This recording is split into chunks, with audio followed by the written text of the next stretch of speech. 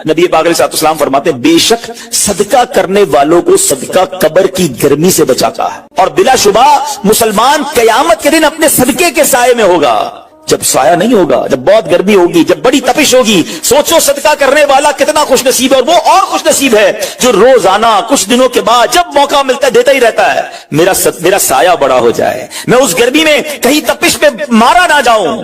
अगर इस नीयत से सदका दो कि मौला करीम कयामत के दिन की गर्मी से बचा लीजिए, तो इंशाअल्लाह सदका देने का लुत्फ भी और आएगा। या इलाही गर्मी ये महशर से जब फड़के बदन, दामने महबूब की ठंडी हवा का साथ हो।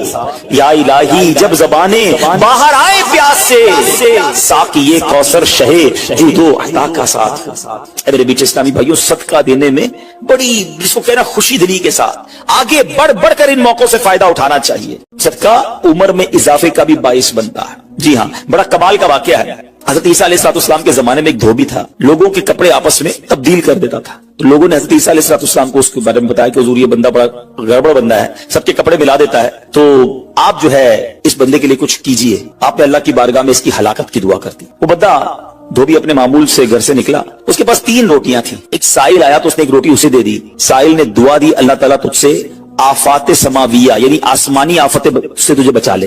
धोबी ने इस दुआ से बड़ा मुतासिर हुआ, एक और रोटी दे दी। उस साइल ने दुआ की कि अल्लाह ताला तुझे जुमला आफतों से महफूज रखे। उसने तीसरी रोटी भी दे दी। तो धोबी से उस साइल ने दुआ की, अल्लाह ताला तुझे तौबा की भी तौफीक अता फरमा। अब एक बड़ा सांप जो है उसकी गठड़ी में दाखिल हो चुका था, क्योंकि अब उसकी हलाकत की दुआ हो गई थी। उस सांप की गोया कुदरती ये ड्यूटी लगाई गई थी कि इस धोबी को काटना है। जब धोबी कपड़े लेने के इरादे से उसने गठड़ी के अंदर हाथ डाला तो फरिश्ते ने उस सांप को लोहे की एक लगाम डाल दी और वो धोबी सलामती के साथ वापस आ गया। धोबी को पता ही नहीं चला क्या हुआ है। लोगों ने हज़रत ईसा अलैहिस्सलाम से अर्ज़ की कि ए रूहुल्लाह, धोबी तो सही सलामत वापस आ गया, आपने तो उसकी हलाकत की दुआ की थी, आप तो अल्लाह के नबी हैं। जरा सुनो, हज़रत ईसा अलैहिस्सलाम ने धोबी को बुलाया, फरमाया बताओ तुमने कौन सी भलाई की है। कहता 3 रोटियां थी, तीनों अल्लाह की राह में सदका की, और वो मुझे फकीर जो था वो हाथ उठा उठाकर झोलियां उठा उठाकर दुआएं देता रहा। तो आप अलैहिस्सलाम ने उस सांप से पूछा कि तुमने इसे कत्ल क्यों नहीं किया। सांप ने अर्ज की, ए अल्लाह के नबी, अल्लाह अज़्ज़ व जल ने आपकी दुआ कबूल फरमा ली थी और मुझे इसको हलाक करने के लिए भेजा था। जब इस धोबी ने साइल को सदका दिया तो एक फरिश्ते ने आकर मुझे लोहे की लगाम डाल दी। जब लोगों ने बात सुनी, धोबी ने यह बात सुनी, उसे बड़ा ताज्जुब हुआ कि इतना गुनाहगार, मैं लोगों को इतनी तकलीफ पहुंचाने वाला, सिर्फ एक नेकी की और मुझे आफत से बचा लिया गया। उस धोबी ने तौबा कर ली, क्योंकि उस साइल ने तौबा की भी दुआ की थी। तो पता ये चला, आफतों से बचना चाहते हैं, मुसीबतों से बचना चाहते हैं। आजकल तो कोरोना वायरस का जमाना है, बलाओं का जमाना है। अरे इसमें तो ज्यादा सदका देना चाहिए, अपने नाम का भी, बच्चों के नाम का भी, फैमिली के हर फर्द के नाम पर सदका निकालते रहे कि या अल्लाह सदके की बरकत से इन बलाओं, इन वबाओं से बचाना। अरे वबाओं से, बलाओं से, आने वाली मुसीबतों से सदका कैसे बचाता है कि सुनिए, एक शख्स सैयदना अबू हुरैरा रज़ियल्लाहु तआला अन्हु की बारगाह में हाजिर हुआ।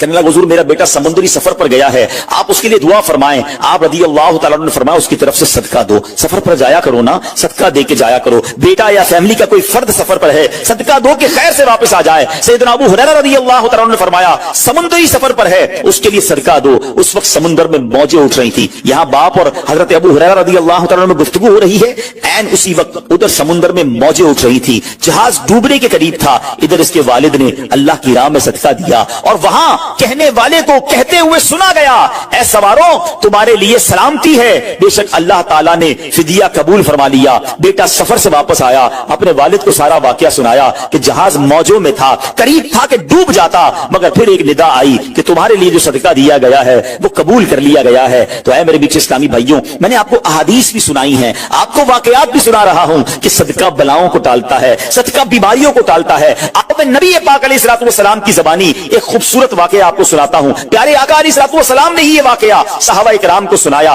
वाकया क्या है? मेरे आका फरमाते, एक औरत के मुंह में लुकमा था, खाना खा रही थी, हाथ में लुकमा और मुंह में डाल लिया। इतने में दरवाजे पर एक साइल आया। वो औरत कैसी तवक्कुल वाली, कैसी सदका देने वाली, कितना अल्लाह की राह में खर्च करने वाली थी, जो वो लुकमा उसने मुंह से रोका और साइल को दे दिया कि ये खा ले, मैं भूखी ठीक हूं, ये बेचारा गरीब है, दे दिया उसे। छोटी सी बात थी। एक लुकमा क्या होता है? कुछ लोग ही कहते हैं पैसे ही थोड़े जेब में, 5, 10, 15 रुपए, 50 रुपए, 100 रुपए के सदके से क्या होगा, मैं तो खुद गरीब हूं। सुनो, एक ही लुकमा था ना, देग नहीं थी बिरयानी की, एक लुकमा था। और ये वाकया सरवरे कायनात अलैहिस्सलातु वस्सलाम अपने साहबा को सुना रहे हैं। फरमाया वो लुकमा उस औरत ने रोका और फकीर को दे दिया। اب اس عورت کے کچھ عرصے بعد بچے کی ولادت ہوئی. بچہ تھوڑا سا بڑا ہوا, باہر ماں کے ساتھ چلنے لگا, گھومنے پھرنے لگا. تو باہر گیا تو ایک بھیڑیا آیا, اور بھیڑیا آ کر اس کے بچے کو اس نے منہ سے پکڑا اور بھاگ. ماں پیچھے بھاگ رہی, میرا بیٹا میرا بچہ, اور بھیڑیا آگے بھاگ رہا ہے. اللہ اکبر. اللہ تبارک و تعالی نے ایک فرشتے کو حکم دیا کہ بھیڑیے کے پیچھے جاؤ, اس کے منہ سے بچہ چھین کر لاؤ اور اس کی ماں کے حوالے کر دو, اور ماں کو کہہ دینا اللہ عز و جل نے تم پر سلام بھیجا ہے اور فرمایا ہے کہ یہ لقمے کے بدلے لقمہ ہے. بات آئی سمجھ میں؟ اپنا لقمہ جو تم نے میری راہ میں دیا تھا, بھیڑیے کے لقمے سے تمہارے بیٹے کو بچایا ہے تمہارے رب نے, اللہ نے سلام بھیجا ہے. اے میرے میٹھے اسلامی بھائیو, یہ حدیث بتا رہی ہے کہ گناہ نیکی جو تھوڑی سی بھی ہو نا, وہ ضائع نہیں کی جاتی, وہ اللہ کے یہاں محفوظ ہے.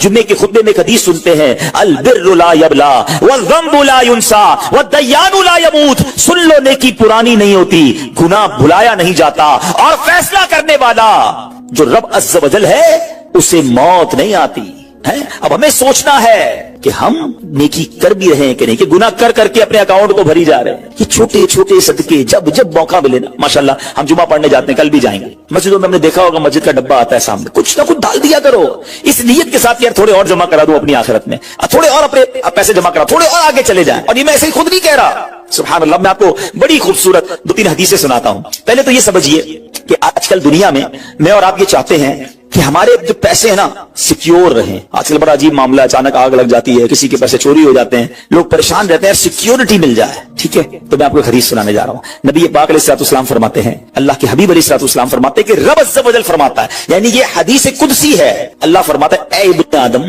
اپنے خزانے میں سے میرے پاس کچھ جمع کر دے, اپنے پیسوں میں سے کچھ پیسے میرے پاس جمع کر دے. میں حدیث کا خلاصہ عرض کر رہا ہوں. نہ جلے گا, نہ ڈوبے گا, نہ چوری کیا جائے گا.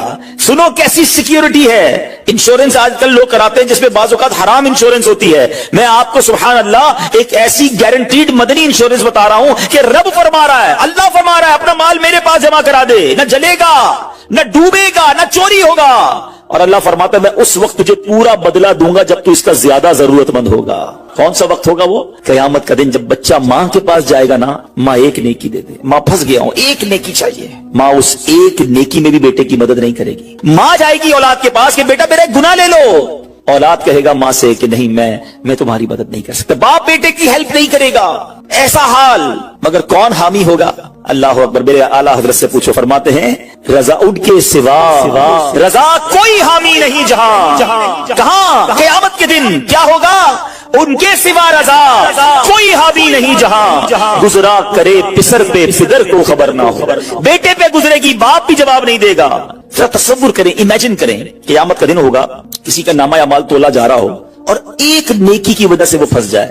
گناہ ایک زیادہ ہے, پلڑا بالکل ایک نیکی کی وجہ سے نیچے ہے. کتنا یاد آئے گا کہ کاش تھوڑا اور صدقہ کر دیتا, کاش 2 رکعت نفل پڑھ لیتا. نفل چھوڑ دیتے ہو نا, نفل ہی ہے نا, درود نہیں پڑھتے, ذکر الہی نہیں کرتے, چھوٹی چھوٹی نیکی سمجھ کر چھوڑتے ہو. اگر یہ چھوڑتے وقت خیال آئے نا کہ کہیں ایسا نہ ہو کہ وہی ایک نیکی کم پڑ گئی اور میں اللہ نہ کرے جہنم میں نہ ڈال دیا جاؤں. فَأَمَّا مَن ثَقُلَتْ مَوَازِينُهُ, جس کی تولے بھاری ہو گئی, قرآن کہتا ہے فَهُوَ فِي عِيشَةٍ رَاضِيَةٍ, وہ من مادے چین میں عیش میں ہوگا. اور جس کی تولے ہلکی پڑ گئی, وَأَمَّا مَن خَفَّتْ مَوَازِينُهُ فَأُمُّهُ هَاوِيَةٌ وَمَا أَدْرَاكَ مَا هِيَ نَارٌ حَامِيَةٌ, جس کی تولے ہلکی پڑ گئی, وہ نیچا دکھانے والی گود میں ہے. اور وہ کیا ہے تم نے کیا جانا؟ شولے مارتی بھڑکتی ہوئی آگ, یعنی جہنم میں ڈالا جائے گا اگر تولے ہلکی پڑ گئی. تو اگر اپنی اس اسکیل کو بھاری کرنا چاہتے ہو تو اللہ فرما رہا ہے اس وقت میں لوٹاؤں گا جب تم زیادہ ضرورت مند ہوگے, جب تمہیں زیادہ ضرورت ہوگی. یہ سیکیورٹی ہے.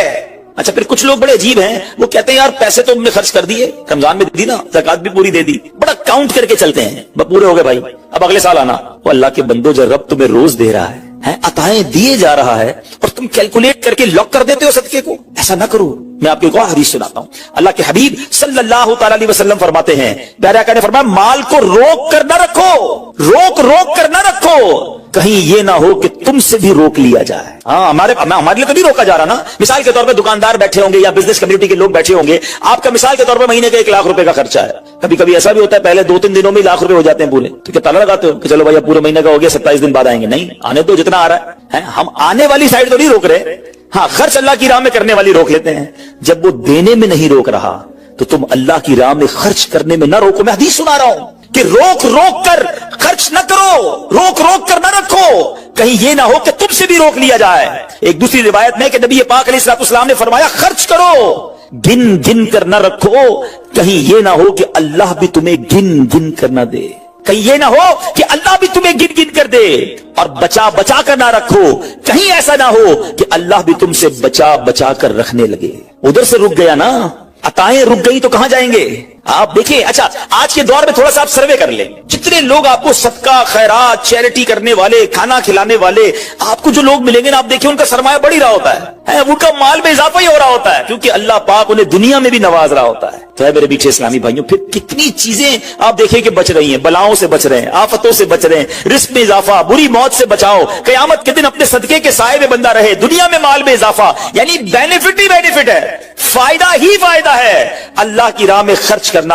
اور سچی بات یہ ہے کہ یہ بریلینٹ کمال کی انویسٹمنٹ ہے کہ جو آپ کو ملے گی. اچھا دنیا میں لوگ معاذ اللہ ثم معاذ اللہ سود پر پیسے دیتے ہیں, حرام جہنم میں لے جانے والے کا پیسے دیتے ہیں اور وہ بڑھا کے دیتے ہیں, ہے نا, بینک میں رکھواتے ہیں, ادھر سے بڑھ جاتے ہیں. جہاں جہاں غیر شرعی کام ہے میں اس کی بات کر رہا ہوں, تو کبھی بھی ایسے منافع کی طرف نظر نہیں ہونی چاہیے, کیونکہ سود پر کام کرنے والا یہ اللہ سے جنگ کرتا ہے. اللہ مجھے آپ کو ہماری نسلوں کو حرام روزی سے بچائے, فقط حلال روزی عطا فرمائے. مگر آؤ میں آپ کو ایک ایسی انویسٹمنٹ بتا رہا ہوں جس میں اضافہ بھی ہوگا, اور ایسا اضافہ ہوگا کہ دنیا میں کوئی آپ کو ایسا منافع نہیں دے گا. اور یہ میں نہیں کہہ رہا, حدیث پاک کا مفہوم ہے. ہم جب صدقہ کرتے ہیں نا, میرے اور آپ کے ہاتھ سے نکلتا ہے, اللہ کے حبیب علیہ الصلوۃ والسلام فرماتے ہیں جس کا مضمون ہے کہ جب صدقہ بندے کے ہاتھ سے نکلتا ہے, ہاتھ سے نکلتے ہی اللہ کے دستے قدرت میں چلا جاتا ہے, اور اللہ تمہارے صدقوں کو پالتا ہے جیسے تم جانور کو پالتے ہو. چھوٹا بچڑا ہوتا ہے, چھوٹا جانور ہوتا ہے, آہستہ آہستہ بڑا ہوتا ہے نا.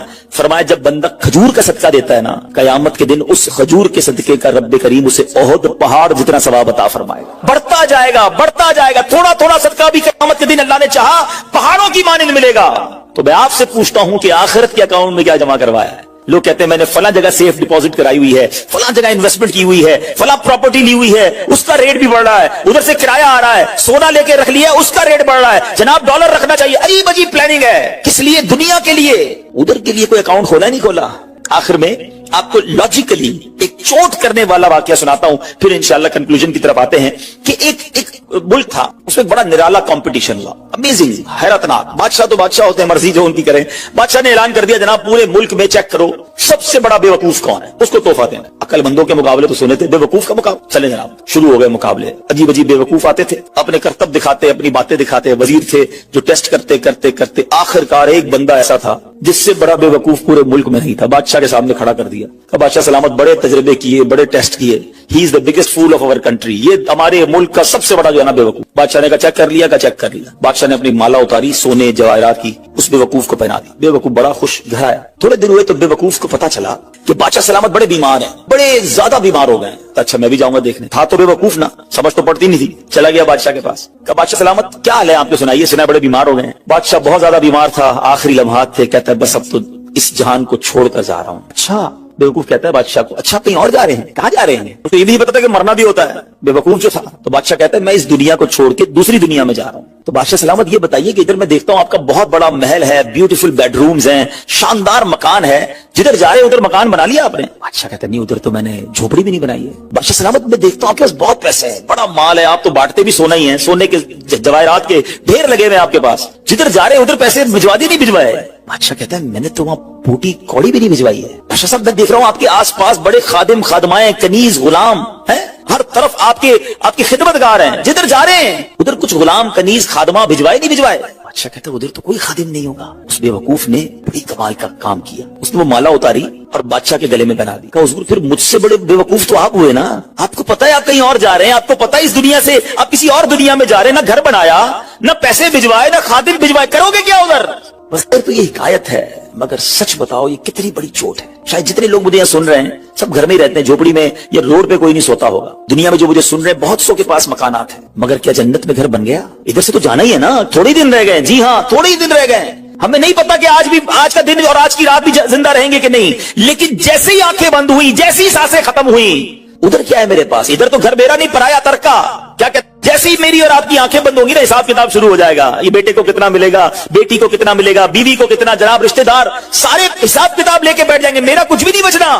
بلکہ کتابوں میں لکھا کہ جب انسان مرتا ہے نا, قبر میں جاتا ہے تو گھر والے کہتے ہیں میت نے پیچھے کیا چھوڑا, فرشتے کہتے ہیں میت نے آگے کیا بھیجا ہے, بتاؤ نا کیا بھیجا ہے ادھر گھر ریڈی ہے کہ نہیں, ادھر کچھ پیسے, ادھر کوئی ڈپازٹ, جو اللہ فرما رہا ہے اپنا خزانہ میرے پاس جمع کروا, میں تجھے لوٹاؤں گا, میں نے جمع کروایا کہ نہیں. یہ سوچنے والی بات ہے, یہ سب ادھر رہ جائے گا, کتنا کھا لوں گا میں, کتنا پہن لوں گا, جو بڑا ہوا وہ ادھر ہی رہ جانا ہے, ادھر بھیج دوں کیونکہ وہاں اکیلا ہوں گا, میرے اعمال تولے جائیں گے اور مجھے پتا ہے گناہ ہی گناہ ہے, خطائیں ہی خطائیں ہیں, مارا جاؤں گا, پکڑا جاؤں گا, اگر اللہ صدقہ قبول کر لے, کچھ نیکیاں ایسی کر جاؤں جو آخرت کے اکاؤنٹ میں جمع ہو جائے. تو اے میرے میٹھے اسلامی بھائیوں, خدا را آج یہ ذہن بنا لیجئے کہ جب بھی اللہ کی راہ میں خرچ کرنے کی باری آئے تو اس کو برڈن فیل نہ کریں, بوجھ فیل نہ کریں, سعادت فیل کریں, محسوس کریں کہ یا اللہ تیری مہربانی, پھر موقع دیا اپنے اکاؤنٹ میں جمع کرانے کا. دنیا میں ہم کسی کو کوئی پیسے دیں کہ بھئی یہ میرے 50,000 روپے ذرا رکھ لو, اور تھوڑے دنوں بعد میں اس کو کہوں یار وہ جو میرے 50,000 تھے اس میں سے 5,000 دے دو, یہ صاحب مجھے 5,000 واپس دے دیں, انہوں نے مجھ پر کوئی مہربانی کی نہیں نا, پیسے میں نے دیے, میرے ہی پیسے تھے, اور 50 میں سے میں نے 5 ہی مانگے ہیں. اچھا میں اس 5,000 پہ اس کو شاباش بھی دوں, تحفہ بھی دوں, خوش بھی ہو جاؤں, تو لوگ کہیں گے کمال ہے یار, اپنے ہی پیسے تھوڑے سے لے کر پھر کس بات کی خوشی ہے, پھر کس بات کا انعام ہے. ٹھیک ہے نا, کوئی کمال نہیں ہے اس بندے کا جس کے پاس ہم پیسے رکھوا کے ہمارے ہی پیسے اس میں سے بھی تھوڑے لے لیں. میرے رب کی شان دیکھیں کہ مال کون دیتا ہے, اللہ دیتا ہے. اچھا اللہ اپنے مال میں سے فرماتے ہیں میری راہ میں خرچ کر لو. اچھا ہم خرچ کر بھی لیں تو کمال کیا کیا, دیا اسی نے تھا. بلکہ مزے کی بات بتائے کہ صرف مال نہیں دیتا, مال تو بہت سو کو دیا ہے, پھر اللہ خرچ کرنے کی توفیق بھی اللہ ہی دیتا ہے. دنیا میں ایسے بہت سارے لوگ ہیں جن کو اللہ نے بہت دیا ہے, توفیق نہیں دی ہے, اربوں پتی ہیں, زکات نہیں نکلتی ہے. نفلی صدقات کی بات تو بعد میں آئے گی نا, جو فرض ہے, جو ضروری ہے دینا, وہ نہیں نکلتا کیونکہ توفیق نہیں ہے, دل نہیں چلتا. سبحان اللہ, مال بھی رب دے, توفیق بھی رب دے, اور بندہ کچھ خرچ کر لے تو انعام بھی ربی عطا فرماتا ہے, جنت کی نعمتیں بھی رب عطا فرماتا ہے. بلکہ ایک جگہ تو رب نے فرمایا قرآن میں ہی, ہے کوئی جو اللہ کو اچھا قرض دے, قرض حسنہ. بڑی عجیب بات ہے کہ یار رب کو قرض کون دے سکتا ہے, جب مال ہی رب نے دیا ہے تو اللہ کا مال ہے. اللہ فرماتا ہے کوئی جو میری راہ میں خرچ کرے, اللہ فرماتا ہے کوئی جو اللہ کو قرض دے. اس کا مطلب کیا ہوا؟ علماء نے بڑی ڈیبیٹ کی اس پر, یہ لفظ قرض کیوں لایا گیا. تو اس کے پیچھے علماء نے جو ریزن بیان کیا کہ دنیا میں جب آپ کسی کو تحفہ دیتے ہیں نا تو واپسی کی امید نہیں ہوتی, اور رکھنی بھی نہیں چاہیے. تحفے کا مطلب تو آپ نے دے دیا نا, گفٹ ہے. کچھ لوگ تو تحفہ دے کر بھی امید رکھ رہے ہوتے ہیں, آج میں نے دیا دیکھو کل کیا دے گا. تحفہ بھی غرض کے ساتھ, تحفہ بھی کنڈیشن کے ساتھ. تحفہ کنڈیشن کے ساتھ نہیں ہوتا. گفٹ دیا تو دیا, اچھے دل سے دیا کرو. لیکن جب آپ قرض دیتے ہیں نا تو آپ کو پتا ہوتا ہے یہ واپس آنا, جبھی تو قرض ہے. آپ تو کنڈیشن بھی لگاتے ہیں, چیک بھی کرتے ہیں, کس کو دے رہا ہوں, واپس دے گا نہیں دے گا. اللہ اکبر. فرمایا جو رب نے قرآن میں فرمایا نا, ہے کوئی جو اللہ کو اچھا قرض دے اور اللہ اس کو پھر بڑھا کے لوٹائے گا. تو اس کا مطلب یہ ہے کہ دینے والا اللہ کی راہ میں یقین رکھے کہ جو میں دے رہا ہوں یہ مجھے ضرور واپس ملے گا, اور جتنا دیا اتنا نہیں ملے گا, اللہ اپنے کرم سے اس کو بڑھا کر واپس لوٹائے گا. کلمہ طیبہ کا ورد کرتے رہا کرو. ہاں یہ بھی ہم نہیں کرتے. پڑھے لا الہ الا اللہ محمد الرسول اللہ صلی اللہ تعالی وسلم. آپ کو پتہ ہے حدیث میں کیا فرمایا؟ افضل الذکر, سب سے افضل ذکر حدیث میں پتہ ہے کیا فرمایا؟ لا الہ الا اللہ. اس کو سب سے افضل ذکر کہا گیا. اب میں پوچھتا نہیں, ہاتھ نہیں اٹھاتا, اپنے دل سے پوچھ لو پورے ہفتے میں کتنی بار کلمہ پڑھا ہے. یار روز ایک تسبیح تو کلمے کی پڑھو. میں ایک بزرگ کا جملہ, اللہ پاک چلے نام بتاتا ہوں, جنت نصیب کرے, بڑے پیارے ہمارے اہل سنت کے عالم دین تھے, حمزہ علی قادری صاحب ہیں رحمت اللہ تعالی علیہ. ان کا ایک جملہ مجھے یاد رہ گیا. وہ بڑا پیارا جملہ کہا کرتے تھے, زبان کو کلمے کا عادی بناؤ, جس دن زبان بھاری ہو جائے گی اس دن بھی تمہاری زبان سے کلمہ جاری ہو جائے گا. آپ کو پتا ہے جب ہم مریں گے نا, سکرات کا جو وقت ہوتا ہے, زبان بھاری ہو جاتی ہے, جملے نہیں نکلتے. دیکھیں زبان کا عادی ہونے کے مطلب سمجھو. مثال دیتا ہوں, موٹر سائیکل پہ, گاڑی میں آپ کہیں جا رہے ہیں, اچانک بریک لگا, سامنے سے کوئی گاڑی آئی اور آپ کی گاڑی نے زور سے بریک لگایا, کیا نکلتا ہے زبان سے؟ اپنے آپ سے پوچھو. کچھ لوگوں کے منہ سے اس وقت گالی نکلتی ہے, کچھ نہ کچھ ایسا گندا نکلتا ہے, برا نکلتا ہے. اور الحمدللہ کچھ لوگ ایسے جس کا اس وقت نکلتا ہے یا رسول اللہ, یا اللہ, لا الہ الا اللہ. کیوں؟ یہ جملہ سمجھنا میرا, جو برتن میں ہوتا ہے نا وہی چھلکتا ہے. جس کے اندر گندگی بھری ہونا ہے, گندی باتیں, بے حیائی, برے دوست میں بیٹھنا, گالی گلوچ, جب بھی اس کو جھٹکا لگے گا نا, جب بھی اس کو تکلیف پہنچے گی, چونکہ اندر گندگی بھری ہوئی ہے تو دھکا لگنے پر وہی باہر نکل رہا ہے. جس کے صبح و شام اللہ کے ذکر میں گزرتے ہوں، درود پاک میں گزرتے ہوں، کلمہ پاک میں گزرتے ہوں، اس کو جب بھی دھکا لگے گا اس کے منہ سے انشاءاللہ درود پاک ہی نکلے گا، کلمہ پاک ہی نکلے گا۔ اب آپ کی مرضی ہے برتن میں کیا بھرنا ہے، کیسے دوستوں میں بیٹھنا ہے، کیسی گیدرنگ میں بیٹھنا ہے، اور بھرنا کیا ہے اپنے اندر۔ اپنے برتن کو اچھا بھرو، روز کلمہ پڑھتے رہا کریں۔ ایمان کی حفاظت کا ایک ذریعہ یہ بھی ہے کہ بندہ کلمہ پاک کا ورد کرتا رہے، تاکہ جب میری زبان بھاری ہو، سکرات کا عالم ہو، تو زبان سے کلمہ جاری ہو جائے۔ اللہ سے دعا کرتا ہوں مولا مرتے وقت ہمیں کلمہ نصیب کرنا، گالی دیتے ہوئے، بری بات کرتے ہوئے، حرام دیکھتے ہوئے، حرام سنتے ہوئے ہمیں موت نہ آئے۔